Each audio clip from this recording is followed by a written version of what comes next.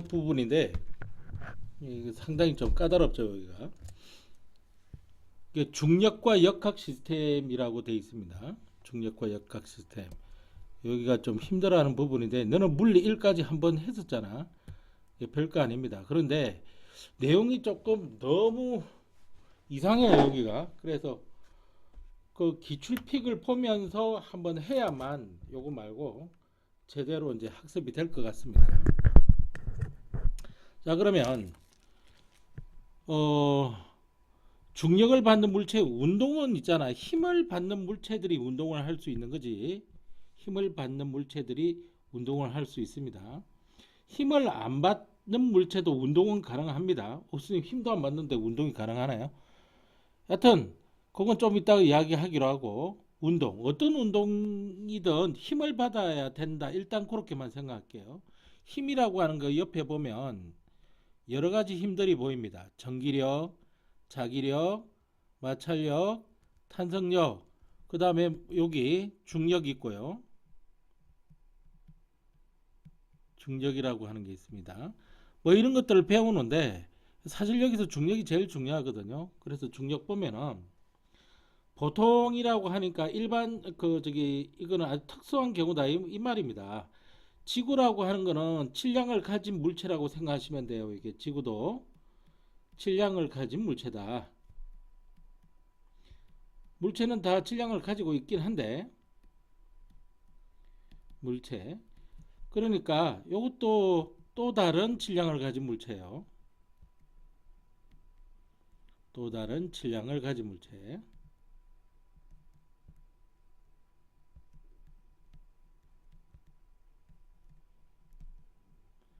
자, 그래서 질량을 가진 물체와 질량을 가진 물체 사이에 작용하는 끌어당기는 힘입니다. 밀치는 힘은 없습니다. 이런 힘은 없어요. 왜 그런지는 몰라요. 끌어당기는 힘만 존재합니다. 하여튼 질량을 가지고 있는 물체라면은 그 물체 사이에 작용하는 힘입니다. 그러니까 여기 보면은 A도 질량을 가지고 있고 B도 질량을 가지고 있는데 A가 이제 B를 잡아당겨요. 이 방향으로 자기 쪽으로 잡아당기겠지. 이거는 A가 B를 당기는 힘이고 이거는 B가 A를 당기는 힘입니다. 요 힘의 크기는 같아요. 요 힘의 크기는 같습니다. 중학교 때 배웠듯이 이런 관계는 무슨 관계냐면은 작용 반작용 관계입니다.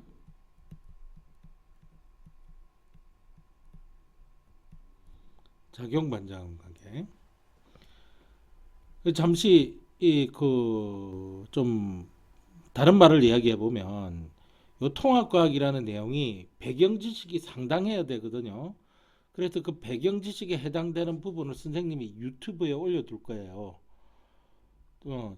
뭐 너무 어렵게 이야기는 안 하고 유튜브에 올려야 될 텐데 그맨 앞에 나오는 우주론들이 있죠. 정상 우주론은 빅뱅 우주론 여기에 관련된 그런 백그라운드 이야기들을 올려둘 거예요. 그럼 그거 참고서 한번 보시기 바랍니다.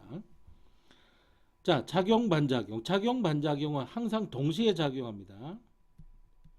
힘의 크기가 같고요. 그리고 서로 반대 방향으로 작용하고 있습니다. 보시면 화살표가 서로 마주보는 방향이니까 서로 반대 방향이죠. 동시에 작용하고 힘의 크기는 같고 반대 방향으로 작용하고 있습니다. 즉 A가 B를 10N으로 잡아당기면 B도 A를 10N으로 잡아당깁니다. 자, 그 말이 여기 있습니다. 서로 크기가 같고 반대 방향으로 작용하고 있습니다. 자, 두 번째 문장은 뭐냐면은 질량이 클수록 크기가 크고요. 사이의 거리가 가까울수록 중력의 크기가 크다 라고 하는 것을 한마디로 식을 바꿔보면요. 어차피 이과로 가면 외워야 되기 때문에 자 중력도 힘이기 때문에 F로 나타냅니다. 그래놓고 뜻으로 머릿속에는 이 힘 중에 중력이라고 하는 힘이구나. 이 힘이라고 하는 것은 중력이라는 힘이죠. 이 비례상수 G가 있습니다. 흔히 이걸 중력상수 또는 만류인력상수라 그래요. 중력상수 상당히 적은 값입니다. 곱하기 이 떨어진 거리를 주로 R로 넣거든요. R 제곱에 반비례하고요. 두 물체의 질량 곱에 비례하는 겁니다. 그러니까 이 질량을 라지 m, 요 질량을 스몰 m, 그리고 떨어진 거리는 얼마? r이라고 했을 때 단위는 미터입니다. 이 단위는 킬로그램입니다. 다른 단위 안 됩니다. 요 단위 킬로그램입니다. 다른 단위 안 됩니다. 그렇게 하면은 떨어진 거리의 제곱에 반비례하고 두 물체의 질량의 곱에는 비례한다. 그러면 여기 보시면 질량이 클수록 얘가 크게 나오거든요. 그 다음에 거리가 가까울수록 여기가 가깝다는 것만은 요 값이 작게 나온다는 이야기지 않습니까? 작게 나오면 요 값이 커지는 거죠. 그래서 요거를 머릿속에 암기를 하고 계시면 됩니다. 어차피 외워야 될 겁니다. 자, 그렇다면은 지금 지구라고 하는 거대한 질량을 가지고 있는 거와 사과라고 하는 조그만 질량을 가지고 있는 사과를 볼 때 이게 작은 질량이고 이게 큰 질량이나 차이만 있을 뿐 질량을 가지고 있는 물체 사이는 똑같거든요. 그래서 지구가 사과를 당기면요, 사과도 똑같은 힘으로 지구를 잡아당기고 있는 거예요. 단지 지구가 이 힘으로 안 끌려 들어오는 거예요. 너무 무거워서. 그렇다면 가벼운 사과는 지구 쪽으로 움직이거든요. 어느 쪽으로 움직이냐면은 요겁니다. 중심을 향하는 방향으로 중력을 받게 됩니다. 이 방향은 무슨 방향? 연직 방향이다라고 이야기하는 겁니다. 사실은 지구 중심 방향으로 중력 방향이 되어 있어야 되지만 이 중력 방향이 지구 중심 방향이 아닌 경우가 많습니다.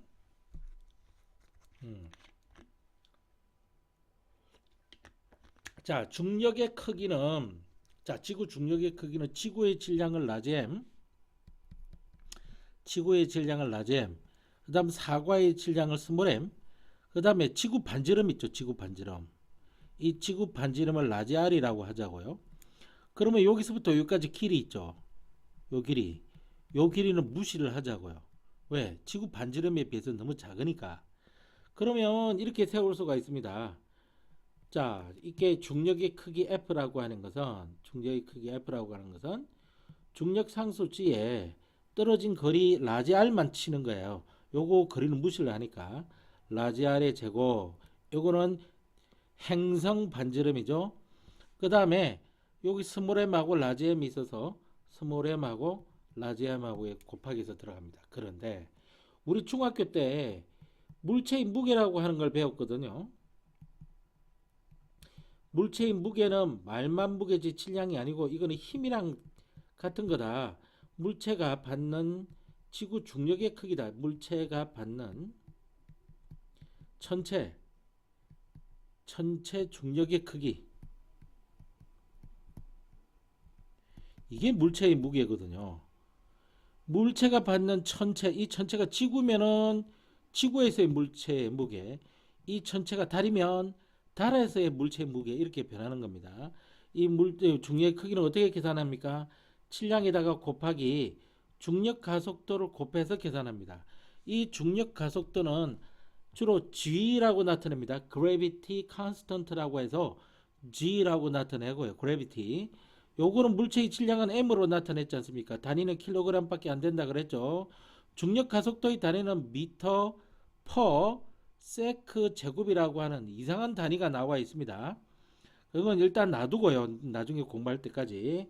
자, 그래서 결국은 이 물체의 무게, 즉 물체가 받는 전체 중력의 크기는 천체 때문에 생기는 중력의 크기는 물체의 질량에다가 중력 가속도 g를 곱해서 구하는 거예요. 자, 이렇게 됐죠. 그러면 결국 이 F나 물체의 무게나 이게 같다는 이야기거든요. 그러면 얘하고 같다는 이야기예요. 자, 그걸 한번 적어보면은 G에다가 R 제곱에 스몰 m에 라지 m 이퀄 m g 이렇게 될 거 아닙니까? 그러면 이 m하고 약분이 될 거고요. 나머지는 약분이 안 됩니다. 그럼 중력 가속도 상수, 중력 가속도의 정의가 나오는데요.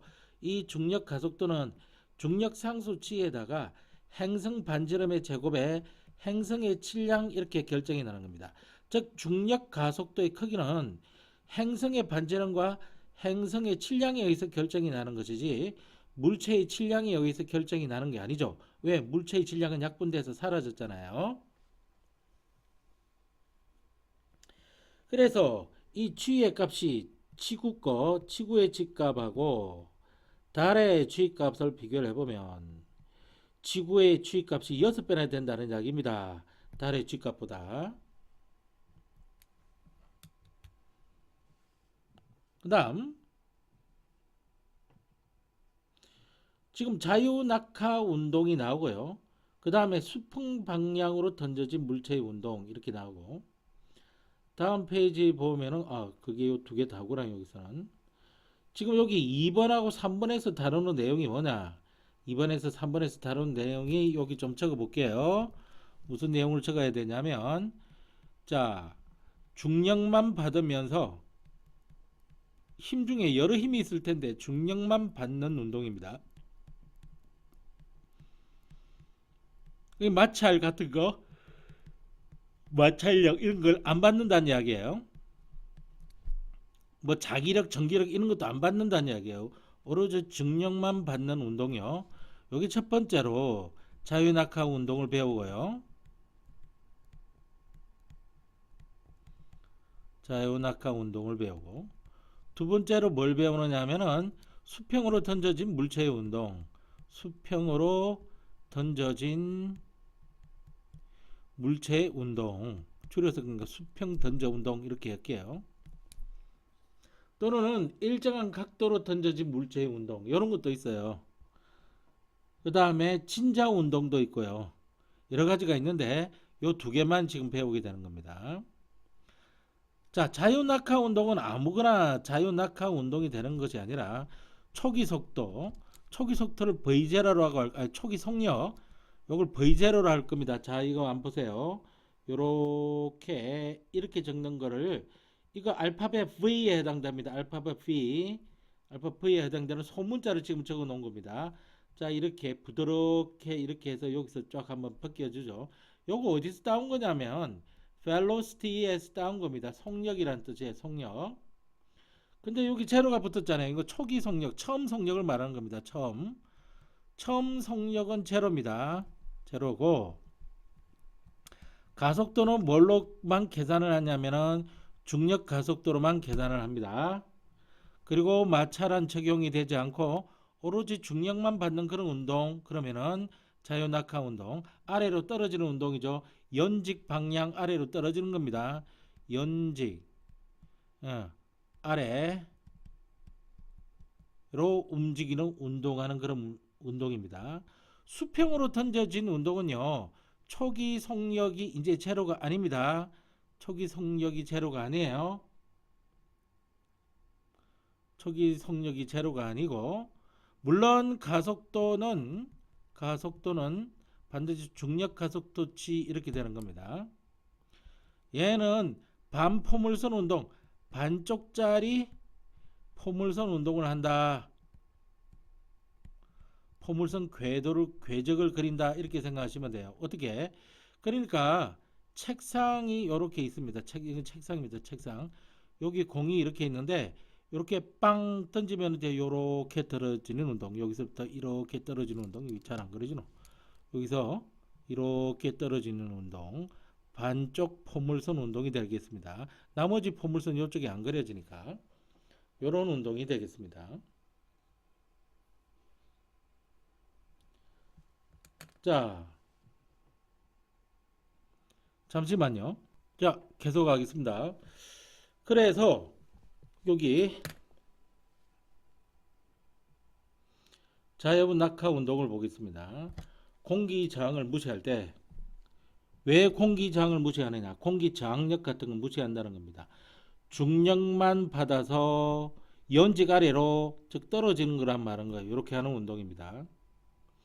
요게 그냥 이렇게 외워도 돼요. 1초마다 9.8m/s씩 속도가 증가를 하는 겁니다. 자, 이러면은 여기 9.8m씩 속도가 증가한다. 얼마? 1초 동안에 9.8m 속도가 증가한다. 이거를 숫자로 나타내 보면 9.8 m/s 제곱이라는 뜻 일정하다. 뭐가? 가속도가 9.8m/s 제곱으로 일정하다. 하여튼 가속도가 일정하니까 이런 운동을 뭐라 그런다? 등가속도 운동이라 그런다. 운동 방향으로 힘을 받기 때문에 속도가 증가를 하는 겁니다. 운동 방향으로 힘을 받기 때문에 중력과 같은 연직 방향으로 움직입니다. 자, 그럼 이거 보시면 초기 속도 v0고 제로부터 시작한다 그랬죠. 1초가 지나면 9.8m/s, 2초가 지나면 또 9.8 더하면은 19.6m/s, 또 1초가 지나면 29.4m/s, 또 1초가 지나면 39.2m/s, 또 1초가 지나면 49.0m/s, 이런 식으로 속도가 점점점 증가해서 떨어지는 거리가 점점 더 멀어지게 되는 겁니다. 따라서 물체가 떨어지는 속력은요. 물체가 떨어지는 속력은 질량하고 관계없이 똑같습니다. 질량하고 관계없이 똑같습니다. 그래서 같은 높이에서 동시에 떨어지면 무거운 놈이나 진공 중이네. 여기가 안 보이네. 여기 무거운 놈이나 1초 뒤에 여기 오겠죠. 2초 뒤에 여기 오겠죠. 3초 뒤에 여기 오겠죠. 4초 뒤에 여기 오겠죠. 5초 뒤에 여기 오겠죠. 6초 뒤에 여기 올 건데 가벼운 놈이나 자 처음에는 여기입니다. 1초 뒤에는 여기입니다. 2초일 때는 여기죠. 3초일 때는 여기입니다. 4초일 때는 여기에요. 5초일 때는 여기고요. 6초일 때는 여기 됩니다. 똑같이 떨어집니다. 자 진공 상태에 여기는 마찰이 없는 거죠. 그래서 중력만 받으면서 떨어지면 이렇게 동시에 바닥에 떨어지게 됩니다. 그러나 공기 중에는 공기 저항력이라는 걸 받게 됩니다. 특히 이거는 키틀은 저항을 더 많이 받는 구조죠. 저항을 잘 받는 구조입니다. 그래서 속력이 제대로 나올 수가 없어요. 마치 낙하산을 펼친 것처럼. 그래서 얘는 먼저 떨어지지만 얘는 한참 있어야 떨어지게 됩니다. 그래서 요거 두 개 잘 비교하셔서 보셔야 됩니다. 중학교 3학년 책에 나와 있죠. 우리가 자꾸 가속도 하는데 가속도는 시간에 따른 속도 변화량이다 이렇게 알아두시면 됩니다. 지금 당장은 외울 필요성은 없습니다.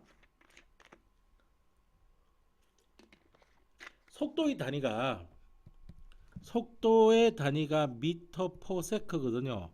시간의 단위는 세크예요. 자, 이걸 분수로 제대로 고쳐보면 세크분의 미터 오버 세크 이렇게 되어 있습니다. 그럼 분의 오버 1 이렇게랑 마찬가지죠. 이걸 고쳐보면 S의 제곱 M이 나오잖아요.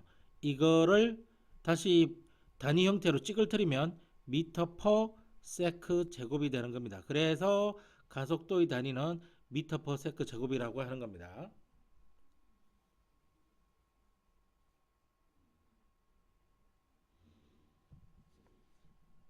자, 수평 방향으로 던져진 물체의 운동요. 반쪽 포물선 궤도 운동을 한다. 자, 이 수평 노란 공이 보이실 겁니다. 그러면 이렇게 포물선 운동을 하면서 궤도를 그리면서 아래쪽으로 이렇게 떨어지게 됩니다. 근데 자유낙하하고는 달리 운동 방향이 지속적으로 계속 변하고 있습니다. 운동 방향이 지속적으로 계속 변하고 있습니다.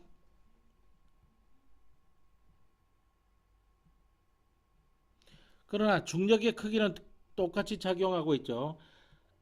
중력의 크기는 똑같이 작용하고 있을 뿐입니다. 떨어질 때, 움직일 때 물체의 질량이 변하는 게 아닐 테니까요. 그런데 이걸 어떻게 해석을 하느냐 하면 이 그림자를 만드는 거예요. 이 전등을 켜가지고 빛을 이렇게 쏘는 겁니다. 그러면은 요 그림자들이 나타날 거고요. 이 그림자 운동을 볼 거고요. 전등을 켜가지고 빛을 이렇게 쏘는 겁니다. 그러면 얘 그림자들이 나타날 겁니다. 그래서 연직 방향 운동이라 그러고요. 요거는 수평 방향 운동 이렇게 됩니다. 마치 X축 방향 운동 이렇게 이야기도 하기는 하지만 수평 방향 운동이라고 하는 말을 많이 쓰고 이거는 Y축 방향 운동이라는 말 쓰기도 하기는 하지만 연직 방향 운동을 쓰기도 합니다. 그런데 요 그림자 운동을 보면은 마치 자유낙하 운동의 궤적하고 같고요. 요 수평 방향의 운동을 보면은 등속도 운동하는, 즉 1초 동안에 똑같은 거리를 움직이는 이런 형태가 됩니다. 자, 연직 방향 운동은 무슨 운동이라고요? 예, 등가속도 운동입니다. 무슨 운동? 자유낙하 운동처럼 보이죠? 자유낙하 운동, 즉 등가속도 운동이고요. 수평 방향 운동은 등속도, 즉 등속 직선 운동. 같은 시간 동안에 같은 거리를 똑같이 이동하는 거예요. 자, 연직 방향으로 작용하는 것은 중력입니다.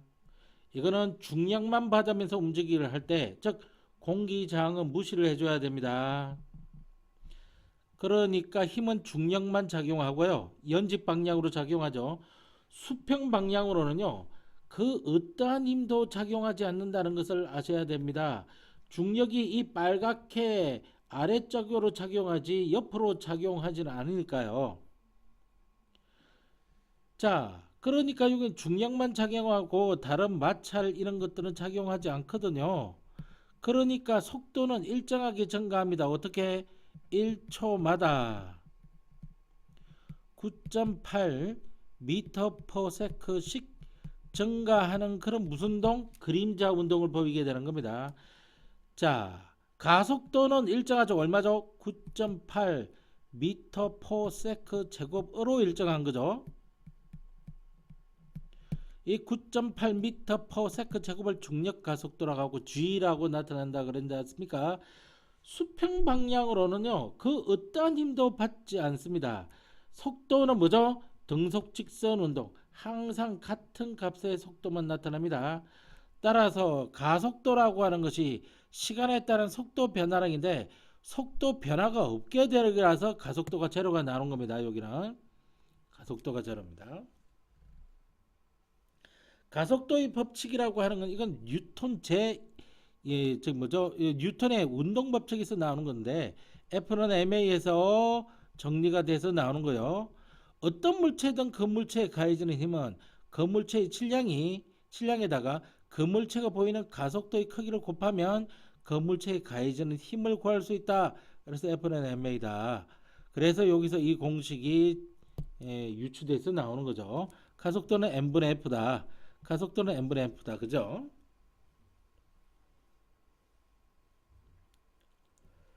그다음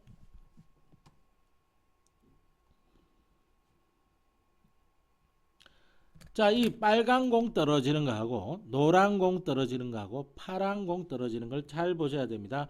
100% 시험 문제입니다. 이게 수평 방향으로 던져주는데 빠르게 던지느냐 느리게 던지는 겁니다. 이 파란 거는 뭐죠? 이 파란 경우는 수평 방향으로 처음부터 여기서부터 파란 경우는 빠르게 수평 방향으로 던진 겁니다. 빠르게 수평 방향으로 던져준 거고요. 이 빨간 경우는 뭐냐면은 빨간 경우는 느리게 수평 방향으로 좀 던져준 겁니다. 그러면 빠르게 던진 경우와 자 그러면 여기에 표를 만듭니다. 자 수평으로 빠르게 던졌습니다. 자 수평으로 느리게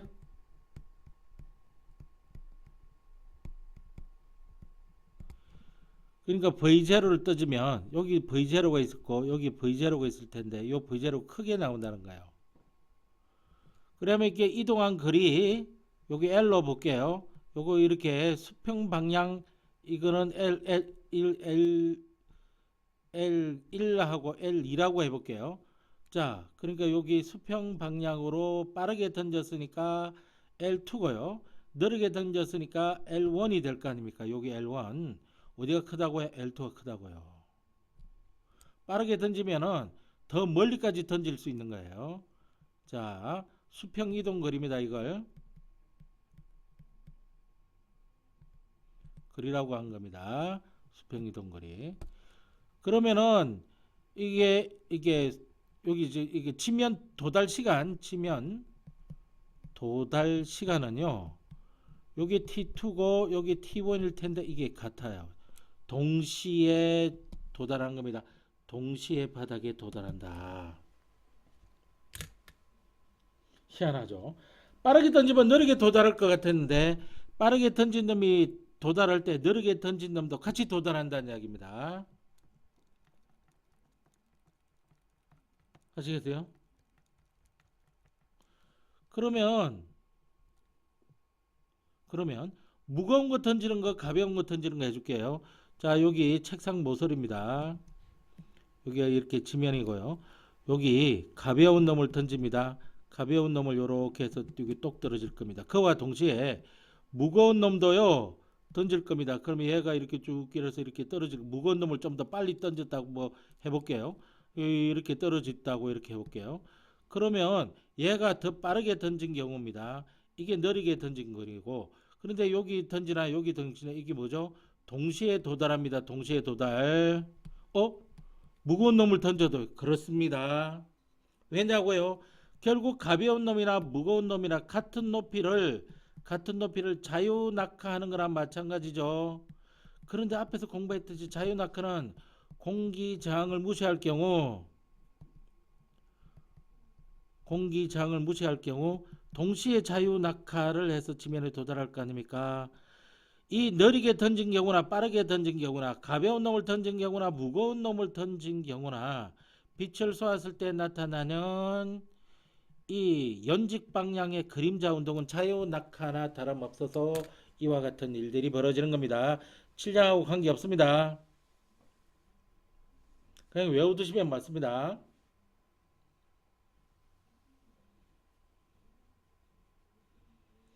그 다음에 뉴턴의 사고 실험이라고 되어 있는 거 보겠습니다. 이것도 가끔 시험 문제 나옵니다.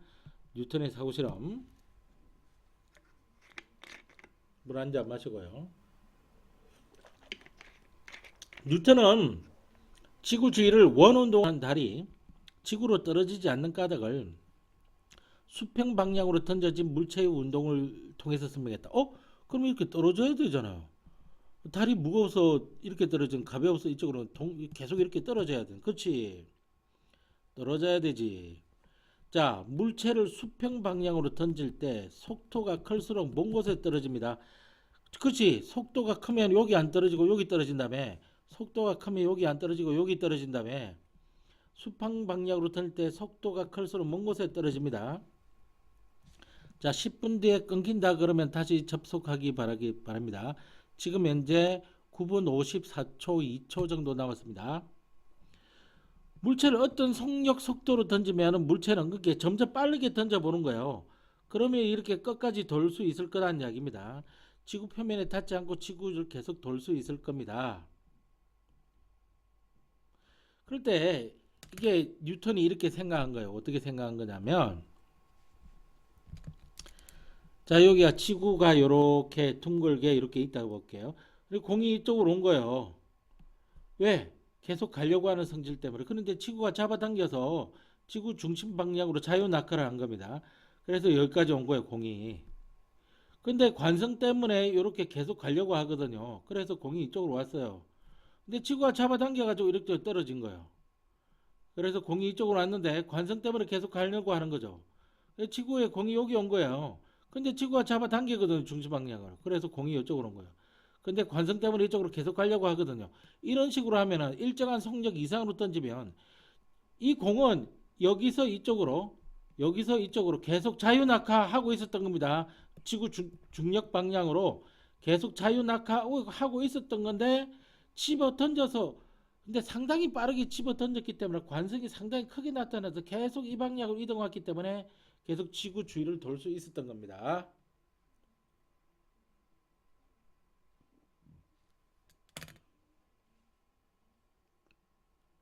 그러려면 어떻게 해야 됩니까? 특정한 속도로 빠르게 던져져야 될 겁니다.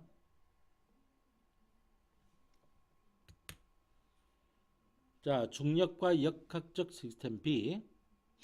그러니 중력이 역학적 시스템을 구성하고 있는 겁니다. 지구에서.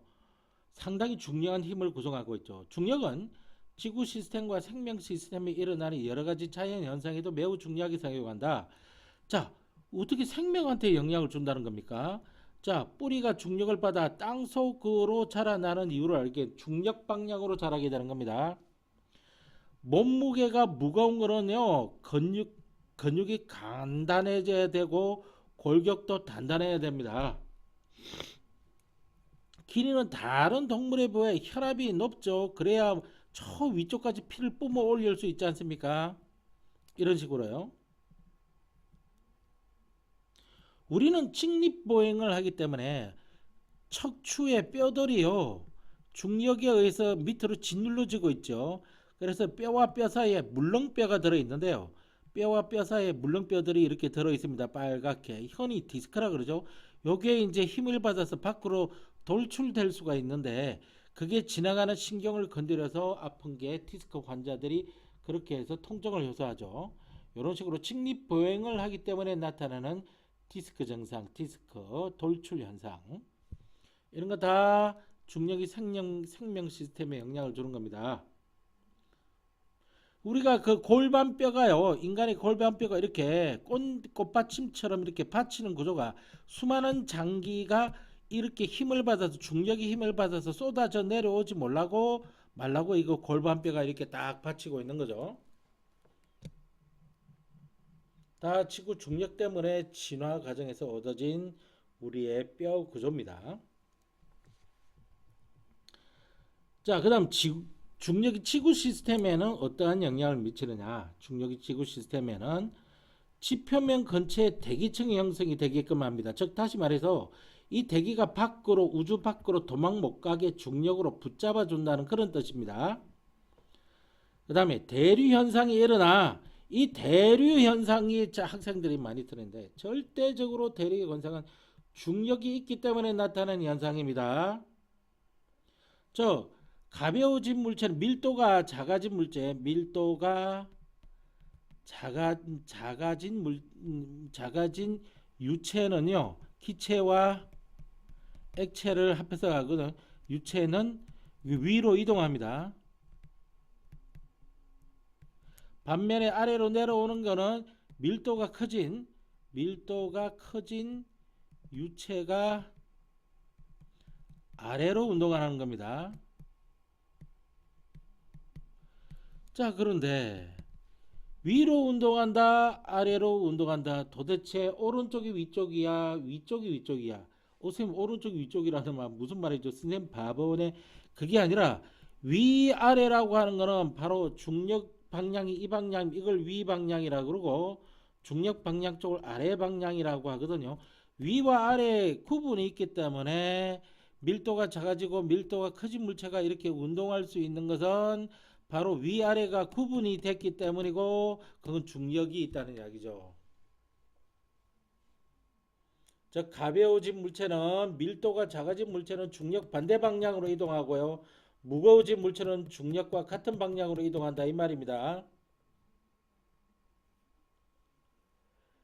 자, 달과 지구 사이 중력이 작용해서 밀물도 생기고 썰물도 생기고, 그죠?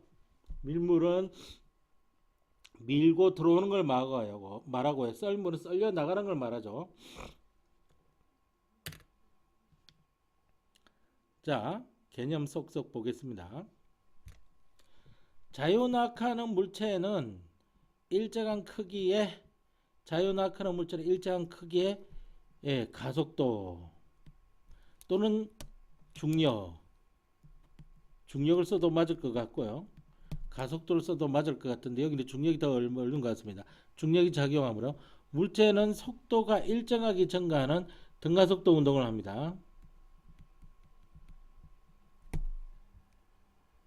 수평 방향으로 던져진 물체는 수평 방향으로는 등속 직선 운동을 하고요, 연집 방향으로는 등가속도 운동을 한다. 자유낙하 운동을 한다. 자, 2번. 중력은 지구상의 모든 물체에 끊임없이 작용하여 무슨 현상을 일으키고? 중력은 지구상의 뭐라고 나오나? 뭐 여러 가지 현상을 일으키겠지? 뭐야 이거?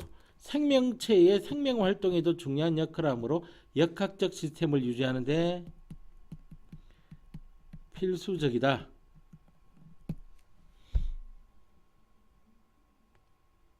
무슨 현상을 일으키는 거지? 뭐라고 나와 있나?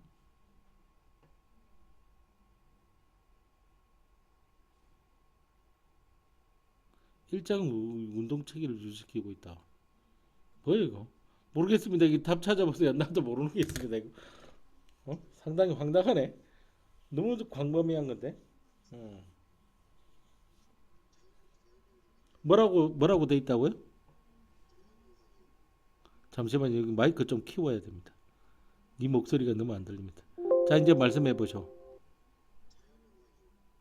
자연현상? 아, 이게 진짜 너무 광범위하다. 그럼 자연현상.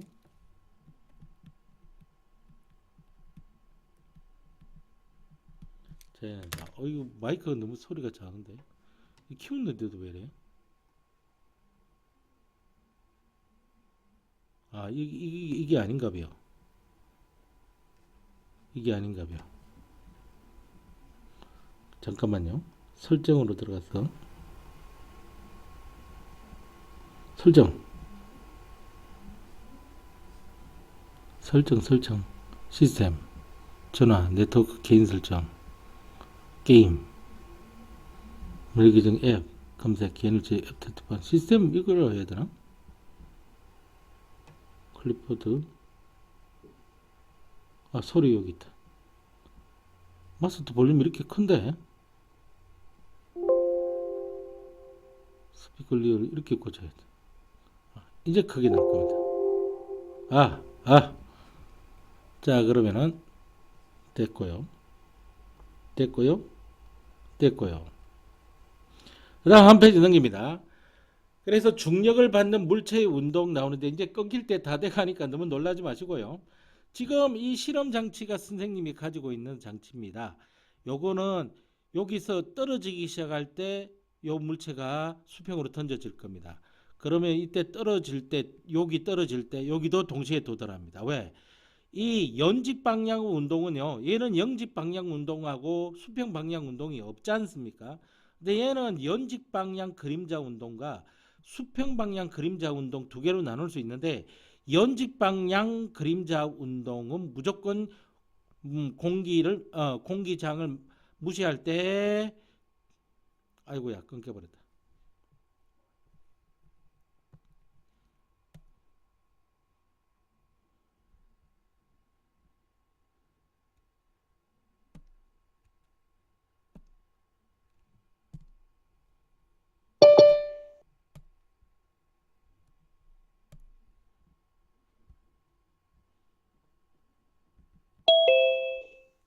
예.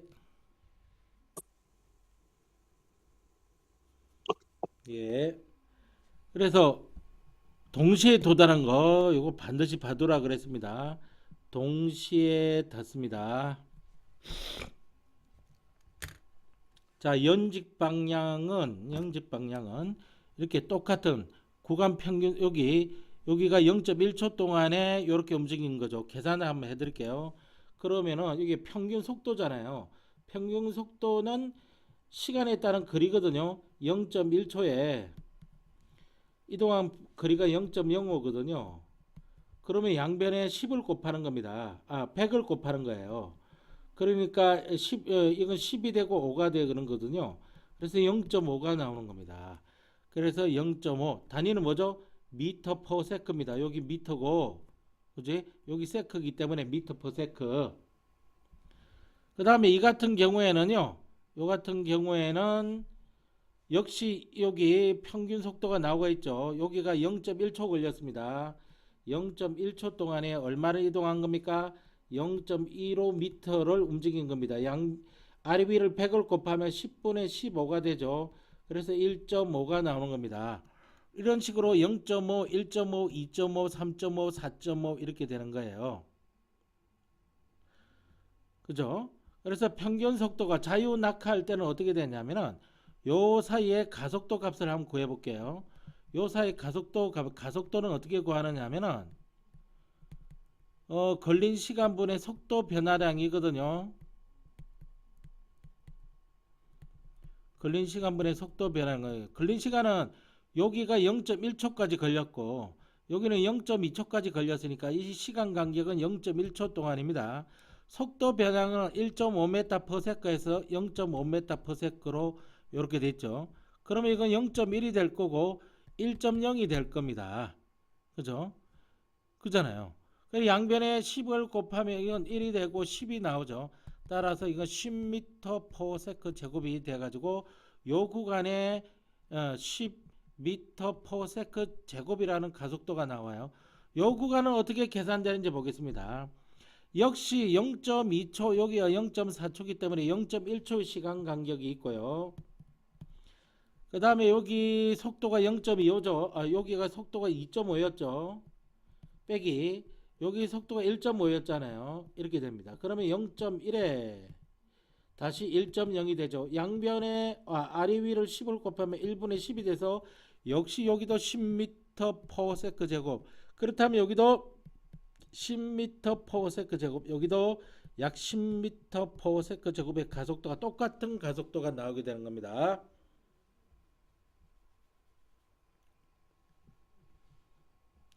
연직 방향은 수평 방향으로 던져진 물체는 여기 숫자하고 여기 숫자하고 같게 나오죠. 딱 영직 방향은 자유 낙하 운동이라는 거하고 똑같게 되는 겁니다. 등가속도 운동이죠. 근데 수평 방향 운동을 보세요. 평균 속도가 변함이 없었죠. 등속 직선 운동하게 되는 겁니다.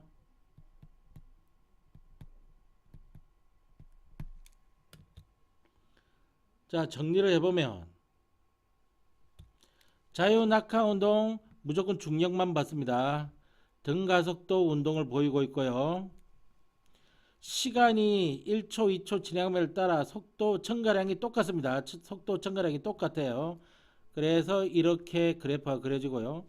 수평 방향으로 던져진 물체의 운동은 연집 방향 그림자 운동과 수평 방향 그림자 운동이 있는데 수평 방향으로는 그 어떠한 힘도 받지 않았습니다.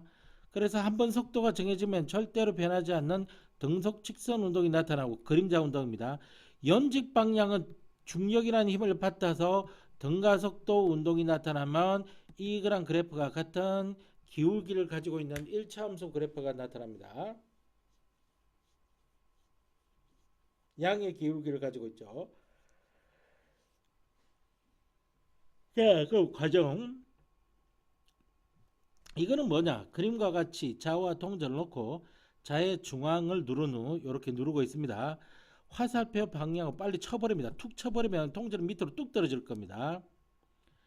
자, 자를 치는 속도를 다르게 하면서 그러니까 조금 더 세게 치면은 얘가 이쪽으로 와서 떨어질 거고 더 세게 치면은 이렇게 해서 떨어질 겁니다. 그래서 포물선 궤도를 그리면 낙하를 할 겁니다. 그러나 동전의 바닥에 닿는 소리가 동시에 들립니다. 그죠? 여기 툭 쳐버리면 미안합니다. 여기는 어떻게 되고 자유 낙하가 일어나고요. 얘는 포물선 그리는 운동이 나타나죠. 좀 더 세게 떨어지도 계속 자유 낙하지만 이건 이렇게 이제 나타날 거예요. 좀 더 세게 치더라도 얘는 이렇게 떨어질 거면 얘는 더 멀리 가서 이렇게 떨어질 거 아닙니까? 이렇게 하든 저렇게 하든 동시에 들리는 겁니다. B는 수평 방향으로 더 멀리 날아가지만 A와 B는 동시에 바닥에 닿는다는 사실.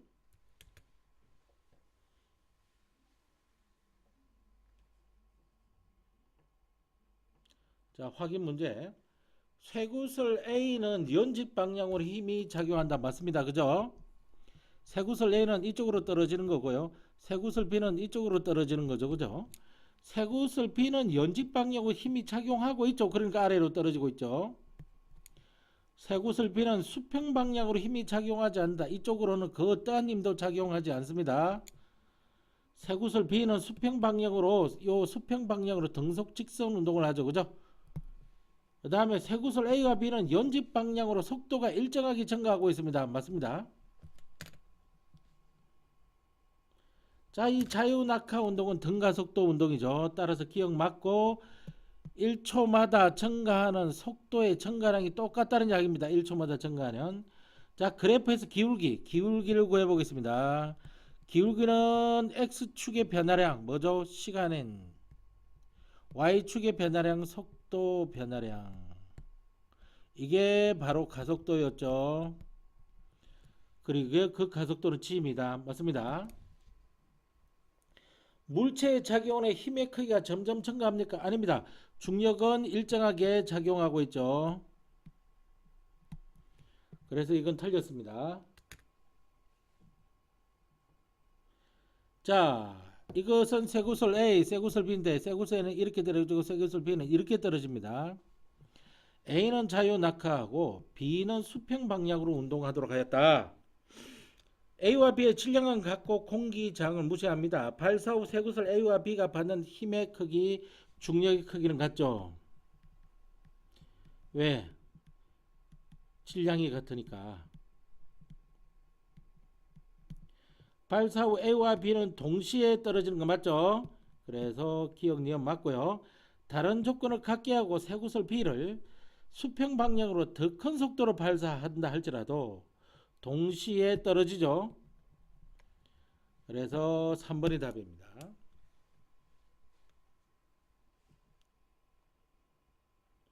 자, 중력과 자연현상 이렇게 되어 있습니다. 중력, 생명현상, 대기의 구성. 수소나 헬륨에 비해 무겁고 느린 산소와 질소 같은 기체는 지구 중력의 영향을 받아 대기를 구성해. 즉 지구를 벗어나기 힘든 거야. 무거워서. 자, 식물의 뿌리는 중력을 받아서 땅속을 향해 자랍니다. 땅속을. 세포벽은 세포의 무게를 지탱해 식물에 높게 자랄 수 있게끔 버팅기는 힘이 필요해서 동물에는 없는 세포벽이 있다는 이야기입니다. 세포벽, 대기. 자, 고도에 따른 공기 밀도.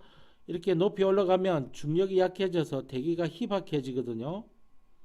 그래서 높은 산에 올라가면 산소통이 필요한 이유가 여기 있는 겁니다. 자, 코끼리 엄청난 근육과 뼈다구 구조가 있어야 되겠죠. 지구가 잡아당기는 걸 이겨내야 될 테니까. 그 다음 기상 영상. 이게 물방울에 중력이 작용해서 이게 어떨 때는 위로 올라가고 어떨 때는 밑으로 내려가는 대류 현상이 나타나지 않습니까? 이것 때문에 기상 현상이 나타나는 거예요. 귀 속의 전정기관에 있는 이석이라는 돌이 있습니다. 이게 칼슘, 탄산칼슘 덩어리인데요. 이게 중력 방향으로 이리저리 움직이기 때문에 그쪽으로 기울어져 있다는 것을 알 수 있겠다는 겁니다. 자, 따뜻한 공기와 차가운 공기의 밀도 차이에 따라 따뜻한 공기와 차가운 공기의 밀도 차이에 따라 상대적으로 중력 차이가 발생하고요. 그래서 대류 현상이 일어나는 겁니다. 자, 혈관의 판막, 팔이나 다리 등 심장 아래쪽에 있는 것은 지구 중력이 잡아당기기 때문에 심장 쪽으로 다시 올라오기가 힘들어요. 다시 올라오기가 힘들다고. 그래서 한 번 올라온 거는 이렇게 올라온 거는 다시 거꾸로 하는 걸 막아줘야 돼요. 그래서 혈액이 아래쪽으로 내려오는 거를 역류라고 하는 건데 그걸 막아줘야 하기 때문에 판막이 존재하는 겁니다. 그 다음 밀물썰물, 달과 지구 사이에 작용하는 중력 때문에 나타나는 거죠. 그 다음에 조류의 뱃속, 조류는 뱃속이 비어 있어서 중력을 덜 받아 몸을 가볍게 하기 때문에 하늘을 나를 수 있게 되는 겁니다. 뼛속입니다. 뱃속이 아니라 뼛속. 가벼운 뼈를 가지고 있죠. 자, 따뜻한 공기와 차가운 공기의 밀도 차이로 뭐의 차이가 발생해서 중력의 차이가 발생하죠. 자, 차가운 공기는 중력이 작아지고요. 뜨거운 공기는 중력이 커집니다. 따뜻한 공기는 중력이 작아지고요. 차가운 공기는 중력이 커집니다. 그것 때문에 대기 순환이 일어납니다. 왜? 대류 현상이 일어났기 때문에. 자, 잠시 쉬었다가 내신 탄탄 좀 볼게요. 이 바랍니다. 자, 문제 2번을 볼게요. 두 물체의 질량이 한쪽은 M1, 또 다른 한쪽은 M2, 거리가 R만큼 떨어져 있습니다. 그럼 이때 작용하는 중력의 크기는 F가 되고요. 중력 상수 G에 떨어진 거리 R 제곱에 여기가 R이기 때문에 두 질량의 곱과 같습니다. M1 곱하기 M2 이렇게 되는 거죠. 그런데 이것이 M2랑 F1이랑 F2가 같고 뭐로 같습니까? F로 같습니다. 자, F의 크기는 F2의 크기와 같습니다. 맞죠? 기억이 안 들어가면 답에서 제외해야 됩니다. 질량 M1이 커지면 F1도 커지지만은 F2도 커집니다. 이것도 같이 증가합니다. 그래서 니은번 틀렸습니다. 니은이 들어가면 답에서 틀리게 됩니다. 자, 두 물체 사이 거리가 R보다 가까워지면 즉 이 값이 작아지는 거죠. 그러면 이 값들은 증가하게 될 겁니다. 두 물체 사이의 중력의 크기는 F1보다 작아진다가 아니라 커진다죠. D급은 틀렸습니다. 답은 1번입니다. 그 다음 문제 3번을 보시기 바랍니다. 그림은 자유낙하하는 물체를 0.1초 간격으로 나타낸 겁니다. 똑같은 시간 동안에 0.1초, 0.1초, 0.1초 이렇게 떨어지고 있는데 점점 이동한 거리가 커지는 걸로 봐 속력은 점점 빨라지고 있는 겁니다. 이쪽으로 속력이 점점 빨라지고 있죠. 자, 가속도의 크기를 구하라 그랬습니다. 가속도 크기는 어떻게 구하느냐 하면은 시간 간격이죠. 같은 시간 간격 동안에 이게 속력 변화 또는 속도 변화, 속력이나 속도의 변화를 적어주면 되는 겁니다. 자, 그러면 여기도 일단 속력을 구해야 됩니다. 요걸 V1이라고 하고요. 일단 속력을 구해야 됩니다. 요걸 V2라고 하고요. 일단 요 구간의 속력을 구해야 됩니다. V3라고 합니다. 그러면 V1에서 구해보면 0.1초 동안에 얼마나 이동했습니까? 5cm를 이동했습니다. 이거는 0.05m죠. 그죠? 미터 단위로 바꿔야 됩니다. 0.05 이렇게 해줘야 돼요. 자, 그러면은 양변에 100을 여기도 100, 여기도 100을 곱하는 겁니다. 그러면 이거는 5가 남고 요거는 10이 남죠. 이거는 2분의 1, 0.5 미터 퍼 세크가 나옵니다. 자, 요 구간은 0.5 미터 퍼 세크가 나왔습니다. V2를 구해 보겠습니다. V2. V2 역시 몇 초 동안에 일어나는 거죠? 0.1초 동안에 일어나는 겁니다. 15cm잖아요. 15cm는 0.15m거든요. 그래서 0.15m가 들어가는 겁니다. 계산해 보면 여기도 100을 곱하고 여기도 100을 곱합니다. 그러면 10분의 15가 되죠. 1.5가 나옵니다.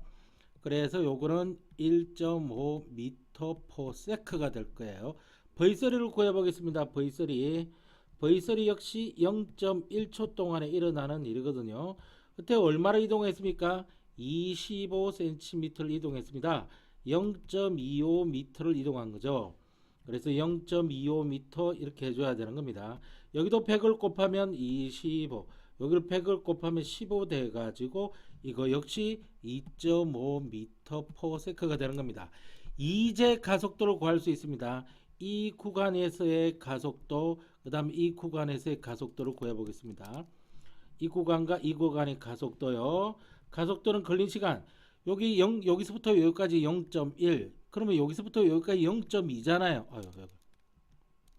여기서부터 여기까지 0.2잖아요. 0.2. 그러면 0.1과 0.2의 차이는 0.1이죠. 0.1초 동안에.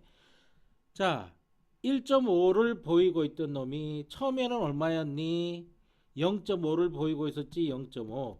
자, 그럼 계산해 보면 0.1에 1.0이죠. 자, 2도 10, 여기도 10을 곱해 보면 이건 1, 10이 되기 때문에 10m per sec 제곱이 되겠습니다.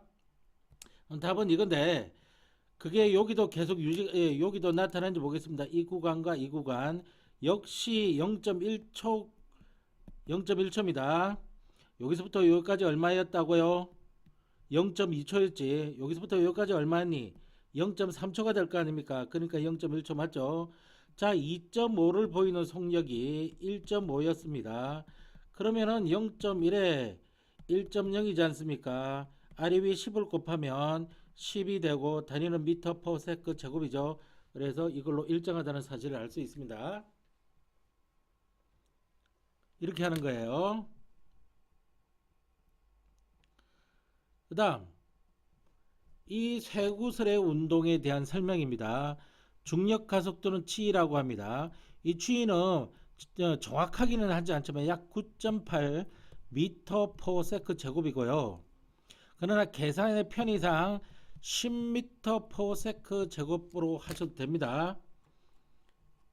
여기도 10m per sec 제곱으로 나왔듯이요. 그러나 그런 소리가 없으면 9.8로 해야 되는데 대부분 9.8로 할 것인지 10으로 할 것인지는 문제에서 주어집니다. 자, 이건 불명이 자유 낙하시켰다는 말이 나오죠. 그러니까 초기 속력은 뭐부터 시작합니까? 요걸로 시작을 하고요. 이 가속도는 A라고 정돼 놔두고 이 가속도는 뭐라고 표현됩니까? 중력 가속도로 일정할 겁니다. 그죠? 중력은 변함없이 일정하게 작용하고 있고요. 떨어지는 동안 낙하 도중에 중력은 일정하게 작용할 겁니다. 그리고 중력 외에는 어떠한 것도 작용하지 않습니다. 어떠한 힘도. 그래서 마찰이라든지 저항이라든지 이런 것들은 죄다 제로로 잡아줘야 된다는 이야기입니다. 무시한다는 이야기입니다. 자, 떨어지는 동안 작용하는 힘은 뭐밖에 없습니까? 중력밖에 없는데 그 중력이 일정하게 작용하는 겁니다. 그래서 일정하다 기억분이 맞게 되기 때문에 기억이 안 들어가면 틀리게 됩니다. 쇠구슬 속도는 자 중력 가속도를 10으로 본다면 9.8로 안 보고 10으로 본다면 이때 0m per second인데 1초가 지났잖아요. 그러니까 10m per second가 되고 또 한 번 1초가 지났잖아요. 그래서 2초가 됐지. 그러면 여기서 10이 더해져 가지고 20m per second가 되고요. 또 1초가 지나면 30m per second가 된다 이 말이거든요. 그러니까 속도는 점점 빠르게 되고 있죠. 일정한 게 아니죠. 그래서 니은 틀렸습니다. 니은이 들어가면 틀리게 됩니다. 답은 1번이 되게 되는데 자 그렇다면 디귿번호는 왜 틀린지 보겠습니다. 질량이 절반인 구슬 가지고 하더라도 자연낙하시키면 가속도는 계속 G로 작용이 될 겁니다. 그래서 틀렸습니다. 앞에 가속도에 대한 공식을 선생님이 유도를 해뒀는데 이거였다는 거 보입니까? 이 중력 가속도를 결정하는 거는 중력 상수. 이건 상수라서 항상 일정한 값이 나오는 거고요. 이 R은 뭡니까? 이 천체 반지름이죠. 천체 반지름이 R이에요. 천체 반지름이 R인데 그걸 제곱한 거는데 천체 반지름이 안 바뀌잖아요. 얘가 떨어지더라도 천체 반지름은 안 바뀌니까 분모는 일정한 겁니다. 이거는 뭡니까? 천체의 질량입니다. 지구의 질량이라니까요. 지구의 질량이 떨어지는 동안은 변하지 않을 거 아닙니까? 그러니까 이것도 변하지 않는 값, 변하지 않는 값, 변하지 않는 값이니까 G는 변함이 없습니다.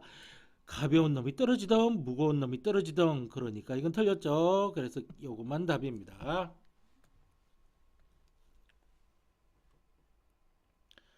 자, 3초일 때 쇠구슬의 속력을 구하라 그랬습니다. 중력 가속도 크기는 9.8m per second입니다. 이게 무슨 말이죠? 1초마다 9.8 미터 per second씩 속력이 증가를 하겠죠. 왜? 공기 저항까지 무시를 하니까 이거는 자연낙하잖아요. 그러면 보세요. 0초일 때 V가 얼마죠? 제로입니다. 1초일 때 V가 얼마입니까? 9.8 미터 per second죠. 그럼 2초일 때 또 9.8을 더하면은 9.8 곱하기 28, 16, 29, 18, 19.6이죠. 19.6 미터 per second죠. 그럼 3초일 때 이 19.6에서 9.8을 한 번 더 더해주면 되는 거죠. 그래서 6에서 8 더하면 14가 돼서 올라가고 2, 9, 18인데 9가 나와서 29.4 답이 4가 되겠네요. 이때 V는 29.4 미터 퍼 세크니까 답이 4번이 되는 겁니다.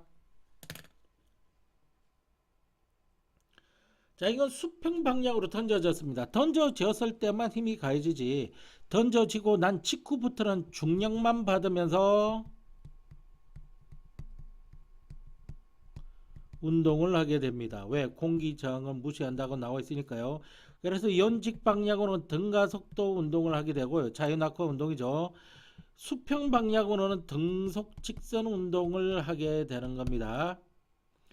자, 왜 그러냐면은 이 등속 직선 운동을 하는 이유는 수평 방향으로는 어떠한 힘도 받지 않기 때문에 그래요. 이 등가속도 운동을 하는 이유는 힘을 일정하게 힘을 일정한 크기로 계속 받는다는 이야기입니다. 일정한 크기로 변하지 않고 계속 받고 있기 때문에 가속도가 일정하게 나오는 겁니다. 얼마의 이 힘은 뭐죠? 바로 물체의 무게에 해당되는 물체에 미치는 중력이죠. 자, FA, FB, FC라고 할 때 ABC 여기 FA, FB, FC라고 할 때 공에 작용하는 힘의 크기입니다. 힘의 크기를 비교하시고 여기는 뭐만 받으면서 중력만 받으면서 따라서 FA, FB, FC 이렇게 되는 겁니다. 그 까닭은요 중력만 받기 때문에 그렇습니다. 중력만 받기 때문이고 이 중력은 운동 중 크기가 변하지 않기 때문에 그렇죠.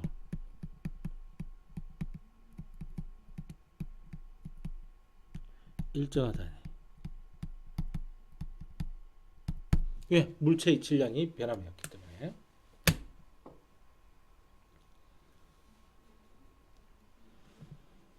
그 다음 그림은 어쩌고저쩌고. 자, 책상 위에 자를 올려놓고 화살표 방향으로 빨리 치면, 자, 구분 잘 하셔야 됩니다. 이거는 수평 방향으로 던져진 포물선 운동이 일어나고 얘는 관성 때문에 바로 자유낙하 운동이 일어납니다. 포물선 운동을 하죠. 근데 동시에 떨어지죠. 좀 더 빨리 치면 더 멀리 날아갑니다. 동시에 떨어집니다. 동전 A는 자유낙하 운동을 한다. 맞습니다. 동전 A는 속도가 일정하게 증가를 하는 등가속도 운동을 하죠. 맞습니다. 동전 B는 포물선 운동을 한다. 맞죠. 엄밀하게 말하면 반포물선 운동이죠. 반쪽 포물선 운동. 동전 B는 수평 방향으로 중력이 아니죠. 연직 방향으로 중력이 작용하고 있죠. 연직 아래 방향. 그래서 틀렸습니다. 동전 B는 연직 방향으로 동전 A와 같은 운동을 합니다. 그렇죠. 연직 방향으로는 여기 자유낙하 운동, 수평 방향으로는 등속 직선 운동. 그죠? 그래서 5번 답입니다. 그래서 여기서 틀린 걸 찾아라 그랬으니까 4번이 답이죠. 자, 동전 A면 이쪽입니다. 이쪽입니다. 동전 B가 바닥에 도달하는 시간을 비교하면은 동시에 도달하죠. 동시 도달. 왜냐하면은 둘 다 A든 B든 A든 B, A와 B 모두 운동 중에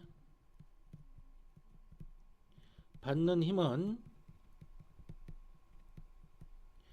연직 아래 방향인 아래 방향으로 작용하는 중력뿐이기 때문에 그렇습니다.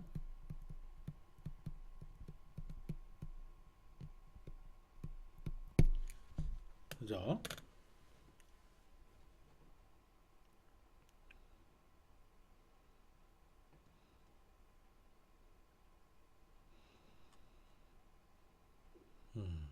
그 다음 9번 문제를 보겠습니다. 그러면 지면으로부터 5m 높이의 수평 방향으로 3m/s로 던져진 공의 위치를 일정한 시간격으로 나타낸 것이다. 1초 후에 지면에 도달하는 겁니다. 그런데 이 3m/s라고 하는 것은 수평 방향이라 그랬죠. 수평 방향으로 1초 동안 3m를 이동하는 겁니다. 그런데 공은 1초에 지면에 도달했으니까 수평 방향 역시 3m를 이동해서 지면에 도달할 겁니다. 지면에 도달할 때까지 1초 동안에 일어났던 일이죠. 수평 방향으로 이동한 거리는 3m밖에 안 되죠. 중력 가속도 있어봤자 필요가 없습니다. 이거 나는 요게 지면 도달했을 때 연직 방향, 영직 방향 속도도 고려해보게. 영직 방향 속도 이거는 1초 동안에 일어난 거지 않습니까? 중력 가속도가 이거 있으니까 10m/s가 연직 방향의 속도가 되는 겁니다.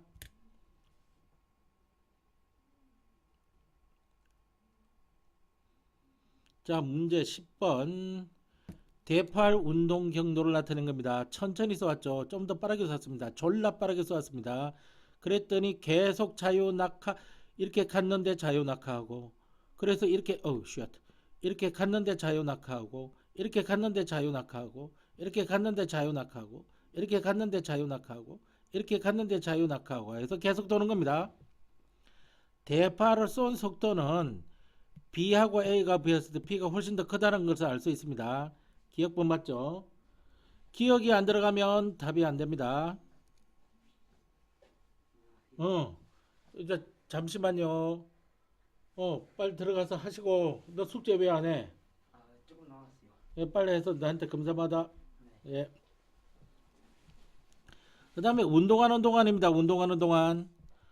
운동하는 동안에는 대파알의 작용하는 중력의 크기가 같지요. 대파알의 질량이 변하지 않는 한, 요 중력의 크기는 mg 이렇게 구하잖아요. 요 중력 가속도 변하지 않을 거고, 그 다음에 질량도 변하지 않을 거고, 그러니까 물체의 무게도 변하지 않을 거지 않습니까? 물체의 무게는 중력의 크기거든요. 그래서 A가 B보다 크다 이런 소리 하면 안 됩니다.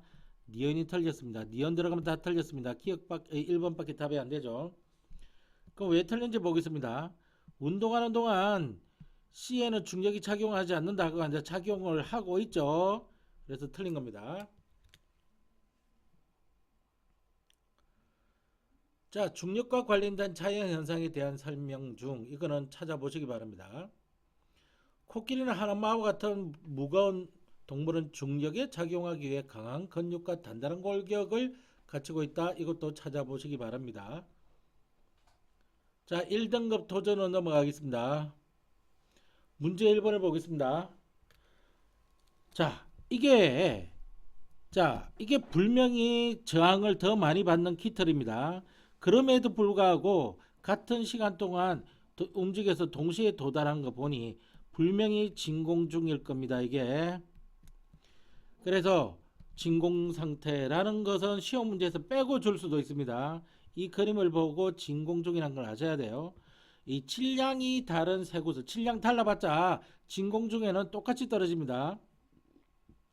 공기장을 안 받기 때문에 자유낙하만 일어나죠. 단지 동시에 떨어뜨려야 되고 같은 높이에서 떨어뜨려야 됩니다. 자, 쇠구슬과 깃털은 바닥에 동시에 맞습니다. 쇠구슬과 깃털에 작용하는 힘의 크기는 같습니까? 힘의 크기가 같습니까? 아닙니다. 요 질량이 다르잖아요. 분명히 질량이 다르다고 해줬잖아요. 그러면은 이 작용하는 힘은 뭐죠? 중력입니다. 어떤 중력이요? 쇠구슬이라는 물체와 깃털이라고 하는 물체에 작용하는 중력. 따라서 이 중력은 물체의 무게와 같습니다. 그런데 물체의 무게는 물체의 질량에다가 중력 가속도를 곱해서 구하는데 G는 같은데 M이 다르잖아요. 이게 같을 리가 없습니다. 니은 틀렸습니다. 니은이 들어가면 다 꺼버리면 됩니다. 쇠구슬과 깃털의 가속도의 크기는 같다. 자, 똑같은 시간에 같은 거리만큼 떨어지니 똑같은 시간 동안에 구간의 평균 속도가 같을 거고 따라서 가속도의 크기는 같습니다. 더군다나 가속도는 이 가속도는 중력 가속도로 지금 되고 있죠. 어디에서는 자유낙하에서만은 이 가속도가 중력 가속도랑 같은 거예요. 근데 자유낙하가 아니면 가속도는 중력 가속도가 아닙니다.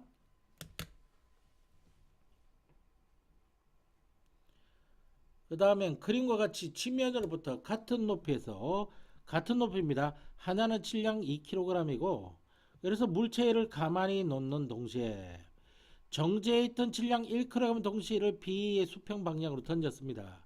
자, 그럼 여기에 가해지는 중력의 크기는 얼마냐? 1kg이 그 다음에 A는 10m/s. 근데 여기 A는 가속도가 자유낙하하는 거라 공기저항을 무시한다 그랬죠. 자유낙하 맞아요. 그래서 이 가속도는 중력 가속도인데 그것이 10m/s 제곱이라는 것을 준 거랑 마찬가지입니다. 따라서 여기 10을 곱하면 10뉴턴이라고 하는 중력이 얘한테 미치고요. 얘한테 미치는 중력은 2kg짜리가 10이라서 20뉴턴이 미쳐지는 거예요. 얘는 운동하는 동안 계속 10뉴턴이 계속 영향을 주는 겁니다. 중력이. 얘는 이렇게 떨어지는 동안 20뉴턴이 계속 영향 주는 겁니다. 선생님 그러면은 얘가 먼저 도달하겠네요. 아닙니다. 도달하는 것은요 물체의 질량에 관계없이 동시에 도달합니다. 동시 도달. 왜냐하면은 얘도 영직 방향으로 일어나는 물체의 운동과 자유낙하 운동을 하게 되고 자유낙하 운동은 공기저항을 받지 않는 운동이기 때문에 이 질량에 관계없이 똑같은 1초마다의 속도 변화를 보이기 때문에 그렇습니다. 지면에 닿는 순간 A의 속도는 B의 연직 방향 속도와 같습니다. B의 연직 방향 속도가 연직으로 그림자 운동하는 속도와 같습니다. 맞습니다. 지면에 닿을 때까지 B에 작용하는 중력의 크기, B에 작용하는 중력의 크기는 10뉴턴으로 계속 영향을 준다 그랬죠? 맞습니다. A에 작용하는 중력의 크기가 20뉴턴으로 더 커져 같지가 않습니다.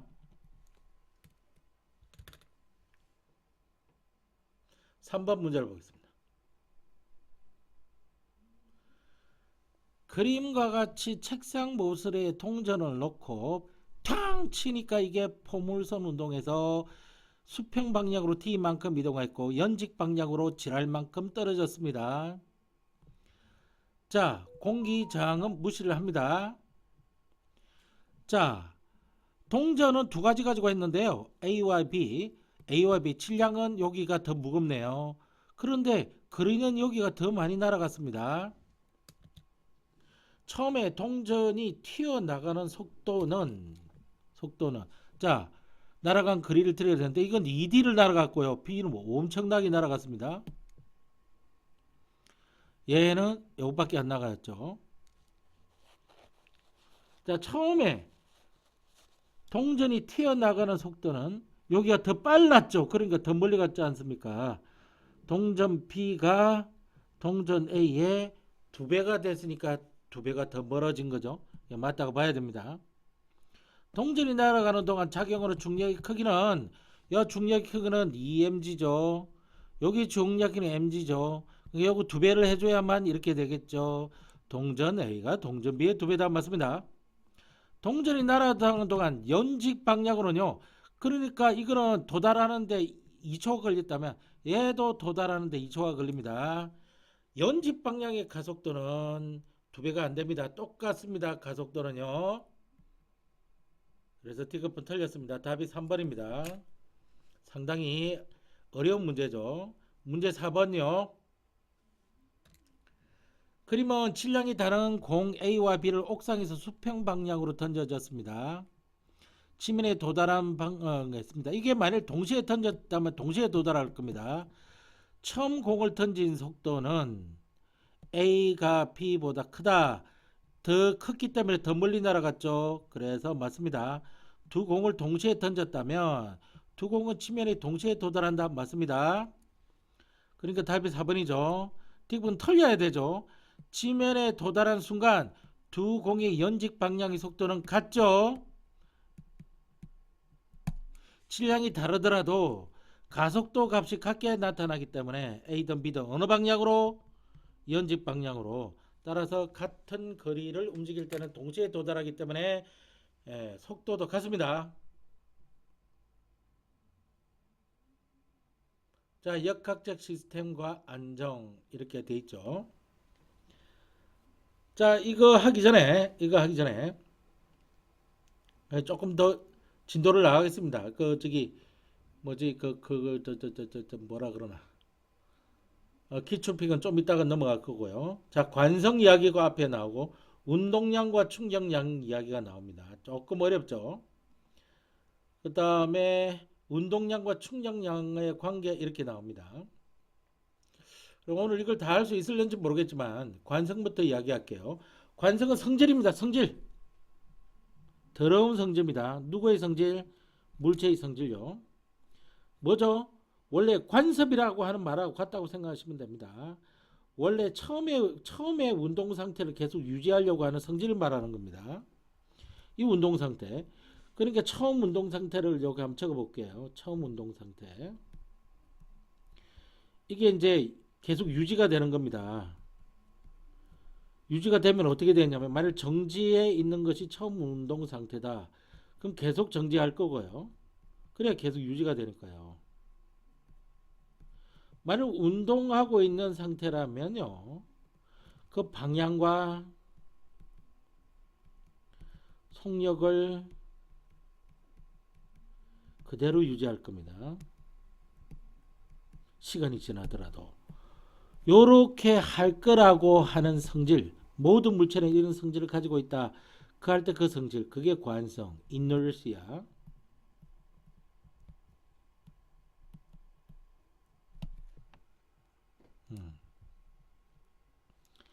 더 중요한 이야기가 나오죠. 이 관성도 크기가 있대. 성질의 크기가 있네. 성질의 크기. 이게 질량이 클수록 관성이 큽니다. 반드시 아셔야 됩니다. 다시 말해서 질량이 클수록 운동 상태를 변화시키기 어렵습니다. 자, 여기 보시면 가벼운 몸무게를 가지고 있는 환우기가 여기 있습니다. 여기는 무거운 무게를 가지고 있는 쌤이 있고요. 그러니까 여기 질량이 이쪽이 더 큽니다. 따라서 선생님의 운동 상태를 변화시키기 힘듭니다. 자, 짜장면 한 그릇이 보입니다. 이 짜장면 한 그릇 보면 환우기는 금방 달려가지만 나는 한 그릇 가지고 안 움직입니다. 최소한 불고기까지 있어줘야 되죠. 삼겹살까지 있어줘야 내가 움직이기 시작합니다. 또는 환우기를 누가 미르냐면은 얘가 누구지? 이름 뭐지? 그 비니가 밉니다. 이름 앞자는 생략하고 비니가 환우기를 2N의 힘으로 밀 거예요. 근데 비니는 똑같은 힘의 그 2N으로 샘을 밀 겁니다. 환우기 멀리 튕겨서 나갑니다. 근데 샘은 누가 밀었냐? 하고 이렇게 있습니다. 왜냐고요? 처음 운동 상태를 계속 정지하려고 하는 힘이 누가 더 크기 때문에 질량이 큰 샘이 더 크기 때문에 그렇습니다. 정제에 있는 공에 같은 크기의 힘을 줄 때 공이 무거울수록 움직이기 힘듭니다. 움직이는 공이 무거울수록 정지시키는데 더 큰 힘이 듭니다. 자, 관성의 법칙. 관성의 법칙. 아이고, 녹화가 안 되네. 이거 녹화가 안 되네. 지금 끊고 있잖아.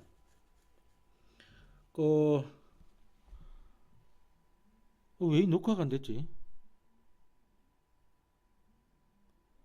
미쳐버리겠네.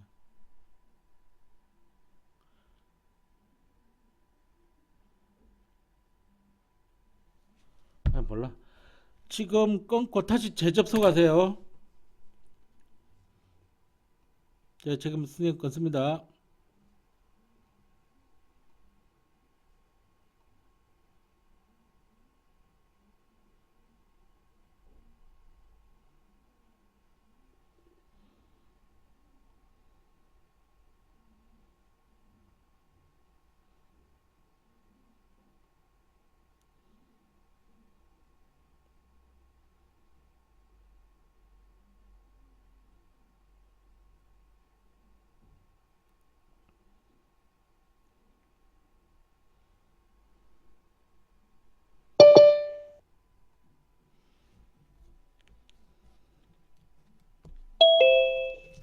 자, 뭐지? 역학적 시스템의 안전, 요거 다시 할게요. 관성이라고 하는 거는 물체의 성질입니다. 어떤 성질이냐면 관습이라는 같은 뜻으로 가지고 있다. 그래서 원래대로 하던 행동을 계속 그대로 하려고 하는 겁니다. 즉 처음에 운동을 계속 유지를 하는 건데, 처음에 운동이 정지해 있을 수도 있고 운동할 수도 있는 거니까, 정지하고 있었을 때는 계속 정지하려고 하고 운동하려고 했을 때는 계속 그 방향과 속력을 그대로 유지하는 그런 운동을 하려고 하는 성질을 관성이라고 합니다. 영어로 inertia라고 그러고요. 그런데 그보다 더 중요한 것이 관성의 크기인데, 이 관성은요, 질량이 클수록 관성이 크게 나옵니다. 즉 무슨 말이냐면은 질량이 클수록 운동 상태를 변화시키기 어려운데, 자 이게 환호기가 여기 있고 선생님이 여기 있는데 당연히 질량은 선생님이 더 많이 나갑니다. 따라서 선생님의 관성이 더 큰 거고요. 선생님이 원래 운동 상태를 유지하려고 하는 성질이 더 큽니다. 그래서 어떤 학생이, 요 B이라는 학생이 2뉴턴의 힘으로 환호기를 밀 거고요.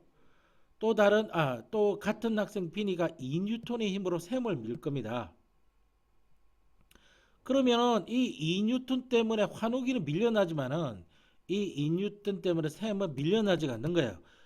왜? 관성이 커서 처음 운동 상태를 정지하려고 하는 처음 운동 상태가 크기 때문에. 만일 환호기가 움직이고 있었어요. 샘도 움직이고 있을 거예요. 같은 방향으로요. 어느 방향으로? 이쪽으로 달려옵니다. 환호기도 이쪽으로 달려옵니다. 자, 이게 싫은 거예요, 비니가. 그래서 2뉴턴으로 막았더니 막힙니다. 환호기는 가다가 툭 정지해버려요. 근데 선생님은 무거워서 2뉴턴 가지고 막아낼 수가 없었던 거죠. 이렇게 되는 겁니다. 그래서 질량이 클수록 운동 상태를 변화시키기 어렵습니다. 자, 정지해 있는 공에 같은 크기의 힘을 줄 때 공이 무거울수록 움직이기 어렵다.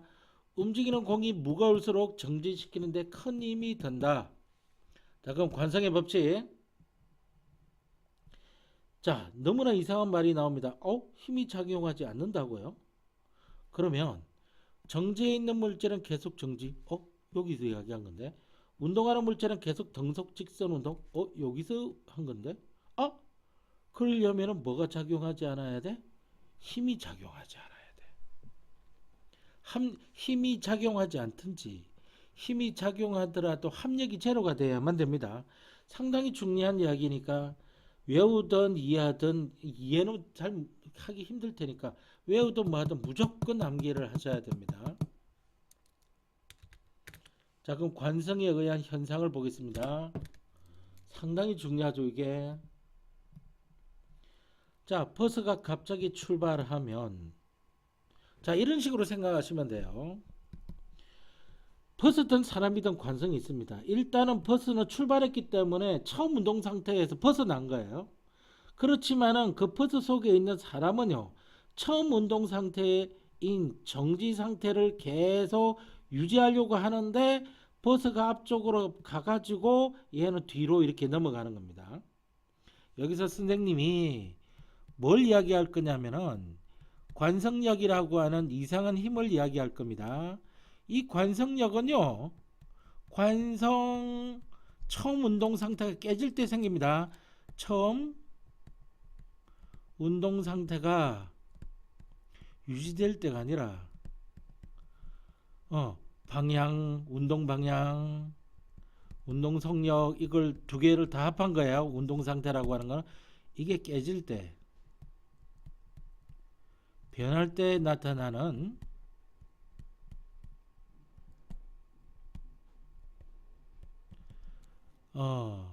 가상적인 힘입니다. 실존하는 힘이 아니에요. 이게 무슨 말이냐면, 지금 버스가 앞쪽으로 갑자기 출발했잖아요. 그러면 그 버스 속에 타고 있던 사람이 뒤로 넘어가는 거예요. 여러분들은 이거는 경험에 의해서 다 아실 겁니다. 그래서 얘 넘어진 사람한테 물어본 거예요. 누가 뒤쪽으로 잡아당겼냐고. 뒤쪽으로 잡아당긴 사람은 아무도 없습니다. 그럼 앞쪽에서 뒤쪽으로 누가 밀었니? 아무도 없습니다. 그럼에도 불구하고 얘가 넘어갔다. 그러니까 이쪽으로 가상적인 힘을 만드는 겁니다. 얘 때문에 얘가 넘어간 걸로 보는 거예요. 요 가상적인 힘이 관성력이 되는 겁니다. 이 관성력은 그러니까 관성이 깨져야 된다는 거예요. 그러니까 처음 운동 상태가 깨질 때 나타나는 겁니다. 버스가 정지해 있었는데 계속 정지해 있지 못하고 갑자기 출발했다는 말이 처음 운동 상태를 깨지게 됐다는 이야기입니다. 그래서 이 관성력은 처음 운동 상태가 깨질 때 변할 때 나타나고요. 이 관성력은 이 버스라든지 물체라든지 버스 물체 등이 받는 힘과 반대 방향으로 나타나고요. 무슨 말이지? 버스가 앞쪽으로 출발했다고 하는 것은 이쪽 방향으로 힘을 받았다는 거 아닙니까? 이건 실존하는 힘이거든요. 그 힘과 반대 방향으로 생겨납니다. 반드시 그 물체 속이나 접촉에 있을 때만 있는 것만 가능합니다. 이게 속에 있는. 그러니까 버스 밖에 선생님이 이렇게 기다리고 있습니다. 이건 콘에 눈을 이렇게 그 머리카락 하나 나 있습니다. 자, 선생님이 이 버스를 보고 있는데 이 학생이 뒤로 넘어간다고 해서 선생님도 이쪽으로 넘어갑니까? 버스 밖에 있는데 안 넘어가죠. 이런 일은 없죠. 물체 속이나 접촉에 있는 것만 가능한 겁니다. 아주 단순한 현상이지만 상당히 논리적인 말입니다. 그럼 이쪽 보겠습니다.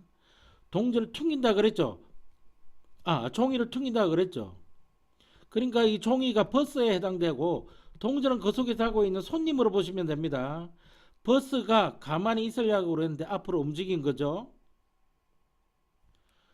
종이만 튕겨져 나고 동전은 컵으로 계속됩니다. 가만히 있으려고 하는 성질 때문에 얘도 가만히 있으려고 하는 성질 때문에 버스가 앞으로 가서 얘가 가만히 있으려면 이 자리에 와야 되거든요. 그죠? 그런데 이거는 그대로 떨어지게 되는 겁니다.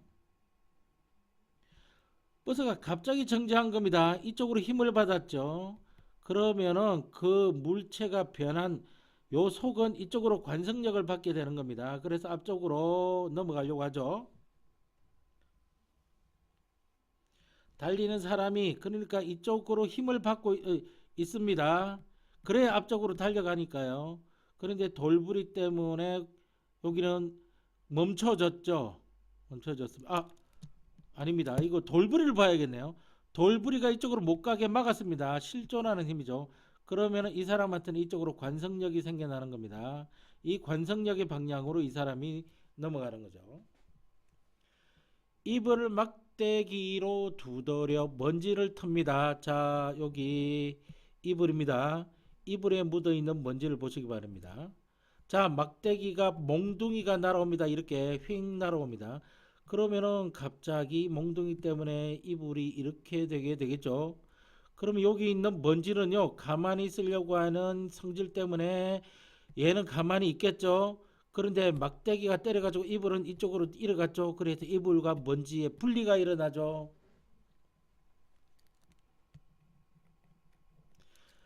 망치가 헐거워져서 망치 자루 아래를 아래쪽으로 내리치면 망치 머리가 단단히 박힙니다. 자, 망치 머리 이렇게 있습니다. 망치 머리입니다. 근데 나무가 이렇게 박혀 있잖아요. 자, 그래서 이거를 나무와 망치를 한꺼번에 이쪽 방향으로 이동하다가 스탑하게 만드는 겁니다. 부딪혀 가지고. 그래서 움직이는 걸 막기 위해서 이러한 관성을 유지하려고 했는데 그 관성을 막기 위해서 이쪽으로 실존하는 힘을 가해줘서 얘가 움직이지 못하게끔 스탑시켰습니다. 그런데 이 망치는 관성이 있어서 특히나 쇠로 만들어졌기 때문에 질량도 많이 나가잖아요. 그래서 계속 이쪽으로 움직이려고 하는 관성이 나타나기 때문에 이 나무자리에 계속 박히겠죠. 이게 관성력입니다. 자전거 페달을 밟지 않아도 어느 정도 계속 달리는 거요. 관성을 유지하려고 하는 성질 때문에 그렇겠죠. 됐겠죠. 그 다음에 운동량과 충격량입니다. 운동량과 충격량. 운동량은 운동한 양입니다. 말 그대로 그 어떻게 뭐 운동에서 살 뺄 때 너 운동량 이렇게 해가지고 살 빠지겠니? 좀 더 많은 운동량, 운동을 좀 늘려라 할 때 그 운동량하고 같은 겁니다. 단지 운동량을 한국말로 적으면 세자나 적어야 되잖아요. 그 세자나 적어야 될 것을 너무 힘들어서 P라고 하는 소문자로 나타낼 뿐입니다.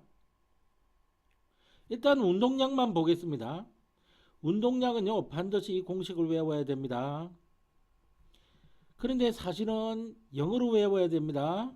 P는 MV. 한국말로 외우려고 그러지 마세요. 그건 중학생들이고요. P는 MV입니다. 고등학생은 전부 영어로 외워야 됩니다. P는 MV. M은 질량이죠. 단위는 킬로그램 단위만 사용합니다. 다른 건 안 됩니다. V 단위는 미터 퍼 세컨만 사용합니다. 다른 건 안 됩니다. 따라서 운동량 P의 단위는 킬로그램 미터 퍼 세컨이라고 하는 졸라 이상한 단위가 나옵니다. 예를 들자면 1000kg짜리가 이렇게 10m/s, 2000kg짜리가 10m/s로 움직이면 운동량은 여기가 더 많습니다. 더 무거운 운동 질량을 같은 속력으로 움직이게 하기 위해서 P를 계산해 보겠습니다. 1000 곱하기 10입니다. 그래서 만으로 계산, 단위는 킬로그램 미터 퍼 세컨입니다. 근데 킬로그램 미터 퍼 세컨처럼 단위가 이상하게 나오죠. 좀 복잡하게 나옵니다. 이러면은 반드시 새로운 단위가 있습니다. 이 단위는요, 뉴턴 세컨이라고 하는 간단한 단위가 있습니다. 선생님, 왜 뉴턴 세컨이어만 됩니까? 그거는 좀 이따 가르쳐 드릴게요. 자, 이쪽에 운동량을 계산해 보겠습니다. 운동량 P는 물체의 질량이 2000kg이죠. 곱하기 속력이 얼마입니까? 10입니다. 그러니까 이건 2만 킬로그램 미터 퍼 세컨이라고 하는 운동량이 나옵니다. 운동량이 여기 2배입니다. 따라서 질량이 클수록 운동량이 크다는 것을 알 수 있습니다. 이번엔 질량이 같고 속도가 2배니까 여기도 똑같이 2만 킬로그램 미터 퍼 세컨이라고 하는 운동량이 나옵니다. 자, 운동량은요, 마이너스 플러스가 있습니다. 그 운동량, 이게 굉장히 중요한데, 이 마이너스 P가 마이너스 값이 있고요, 플러스 값이 있는데, 이거는 뭘 뜻하느냐면은 운동하는 방향이 다르기 때문에 그래요. 방향이 완전히 반대입니다.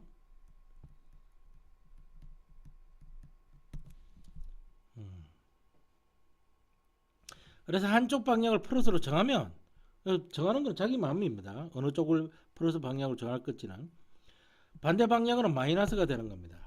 이처럼 운동량은 마이너스 플러스 값이 나타난 걸 이해를 잘 하셔야 됩니다. 왜 그러냐면은 원래는요, 이런 것들을 뭐라 그러냐면 물리량이라 그러거든요. 이게 스칼라 양이 있고요, 물리량 중에 스칼라 양, 벡터량이 있습니다. 여기에 속하는 대표적인 예가요, 스칼라의 양의 대표적인 예가 속력입니다. 속력, 흔히 빠르기라 그러죠. 벡터량의 대표적인 예가 속도입니다. 이 스칼라 양은 크기만 따지는데요, 즉 플러스 마이너스가 의미가 없습니다. 이런 거는 안 따집니다. 근데 벡터량은 플러스와 마이너스는 확연히 다르기 때문에 반드시 따져줘야 됩니다. 즉 크기뿐만 아니라 방향도 계산되어지는 게 벡터량입니다. 근데 벡터라고 하는 것이 중학교 과정에서는 벡터량이 있어야 되는데 이제 벡터량을 빼버린 거예요. 살짝만 보이고. 그러니까 고등학교 1학년에는 기하 벡터를 배우지 않고서는 이런 말을 못하는 거예요. 근데 기하 벡터는 선택 과목이거든요. 선택을 안 할 수도 있는 거예요. 그럼 그 선택 안 한 사람은 기하 벡터를 선택 안 하고 미적분을 선택했다고 해서 꼭 못하는 애냐? 아니잖아요. 그래서 벡터량과 스칼라량을 말을 못하는 거예요. 지금 이 간단한 이야기 하겠다는 겁니다. 크기뿐만 아니라 방향도 계산돼. 방향을 선생님 어떻게 계산합니까? 지금 간단하게 정해진 방향의 반대 방향을 뜻하고, 마이너스라고 하는 건 정해진 방향의 반대 방향이라는 뜻입니다. 그러니까 각도상으로는 180도, 라디안이라는 파이 레디안만큼 차이 나는 거야. 방향 차이가. 음.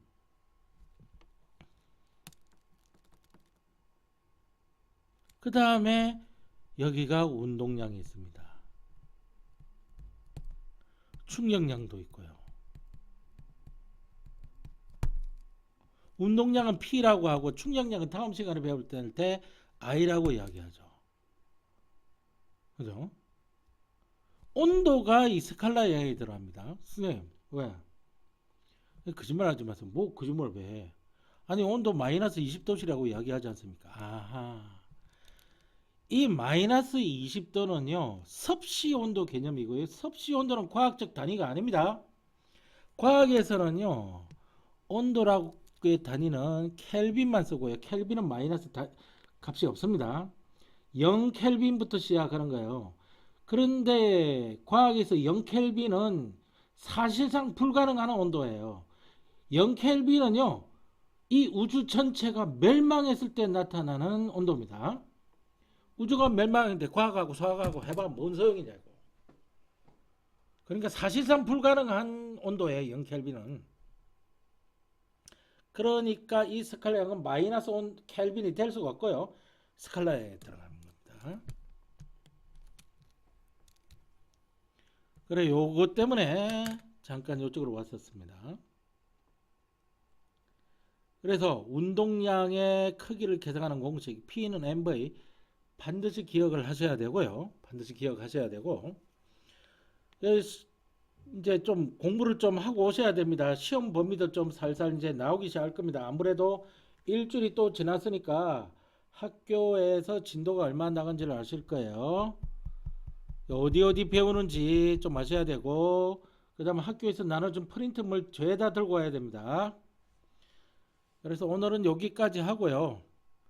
다음 시간에 뵙도록 하겠습니다.